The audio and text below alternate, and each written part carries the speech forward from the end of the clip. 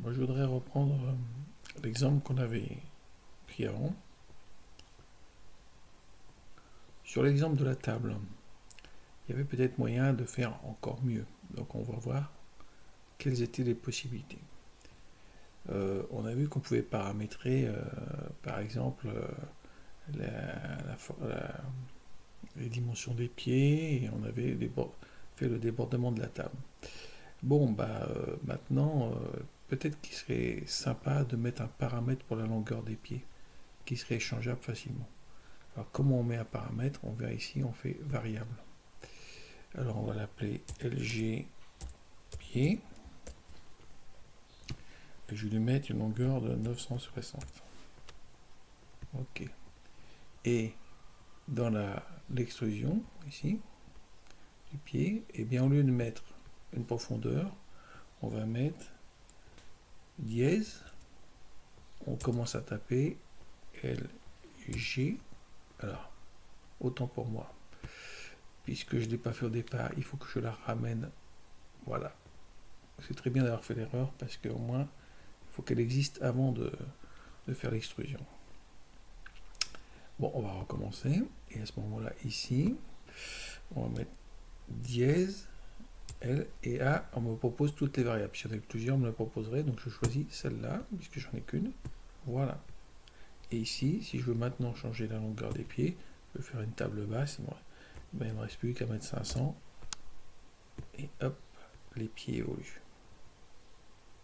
Ici, on voit que ce qu'on a fait, il y a plusieurs pièces là. Et on va voir qu'il y a peut-être mieux à faire que la solution ici. Parce que si on veut commencer à faire ces dessins, eh bien, on va faire créer un dessin. On va choisir ou non un fond de plan. J'en ai un tout près, donc je vais l'utiliser. Et donc, dans ce fond de plan, on va pouvoir choisir une pièce. D'accord? Et on va pouvoir mettre, par exemple, voilà, le dessus de la pièce. Il n'empêche que si je veux faire le dessin d'ensemble, ben, j'y arrive pas. Ou alors, il faudrait que je repasse par une union, ici, un booléen, où je vais assembler les 4 pieds et la surface de la table. Ce qui n'est pas ce que je souhaite faire. Donc il y a plus intelligent à faire quand on a plusieurs pièces, c'est de faire un assemblage. Donc ici, par définition, il y a un assemblage de créer, qui s'appelle l'assemblage 1. Ici, il s'appelle assemblage 2 parce que j'en ai créé un avant. Donc on va insérer, et on va insérer carrément la table. Elle arrive avec ses 4 pieds. D'accord. Alors ici, dans cet assemblage, tout bouge. Je vais faire bouger un pied, et voilà, ici se barre. Et c'est pas forcément ce qu'on a envie. Donc je fais.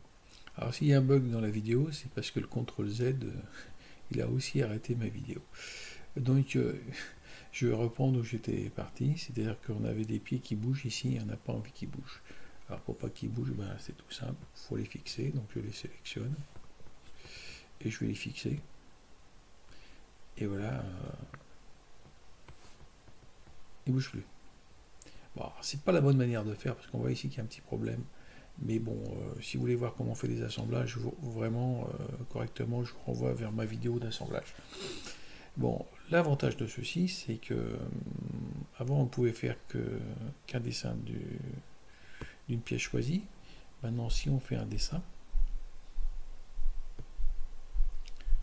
eh bien, on peut faire le dessin d'ensemble.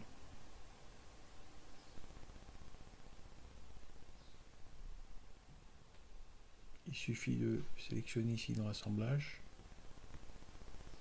le part studio, et de le positionner.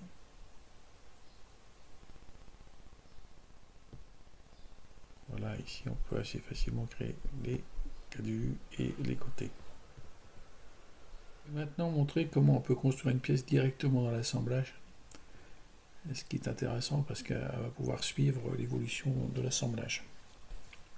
Donc l'idée, je vais faire un truc très simple, je vais essayer de mettre un montant entre deux pieds. Donc la première chose qu'on va faire, c'est de créer un connecteur pour dire où vont se passer les choses. Donc ici, je choisis perpendiculaire à cette face-là. Voilà. Donc à partir de là, je vais pouvoir ici créer une pièce dans un contexte. Voilà. Et je définis le contexte par la position du connecteur ici. Voilà. Quand je valide, ça m'ouvre la création d'une pièce. Voilà. Donc je vais dire que je vais travailler dans ce plan-là. Voilà. Et je vais dessiner dedans un rectangle. Hop, hop, hop, F. Un rectangle par les deux bouts. Hop.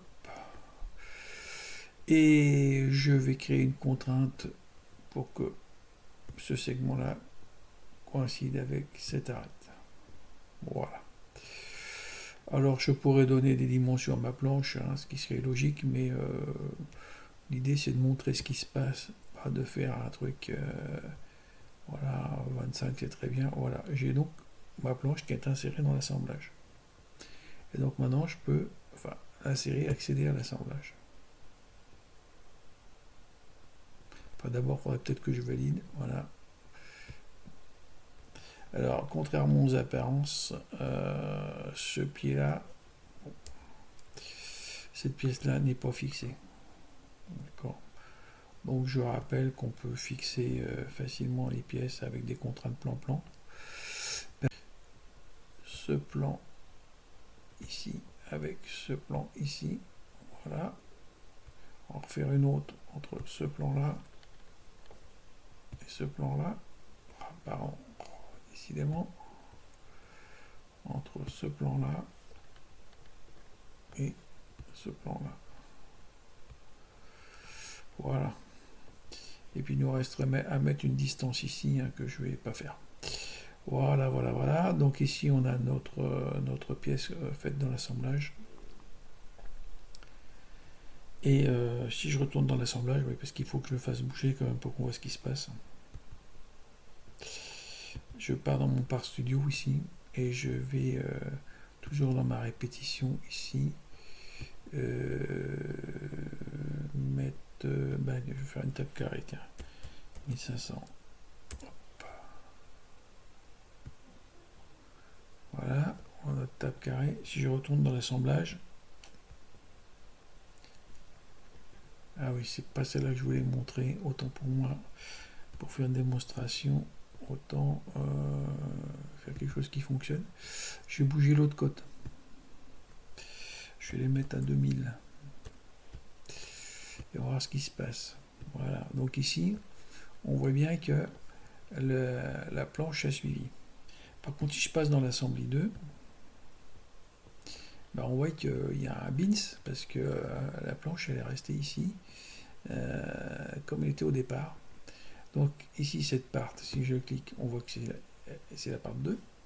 Il suffit ici de mettre à jour dans le contexte. Alors modifier le contexte, afficher les contraintes, actualiser le contexte 1. Et voilà, ma planche est bien mise.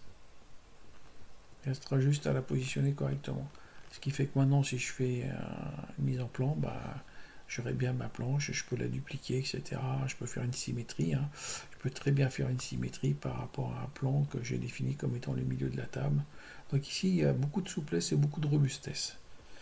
J'espère que, bon, c'est peut-être un petit peu complexe pour débuter, mais au moins, il faut avoir compris qu'on peut construire quelque chose qui résiste. Et qu'on peut aussi dupliquer, ce qui peut être une solution pour débuter. Si on veut faire plusieurs, par exemple, tables, on peut copier, dupliquer ces ensembles, et modifier chacun, c'est indépendant. Les modifs qu'on fera sur l'un ne seront pas actifs sur l'autre. Eh bien, bon courage.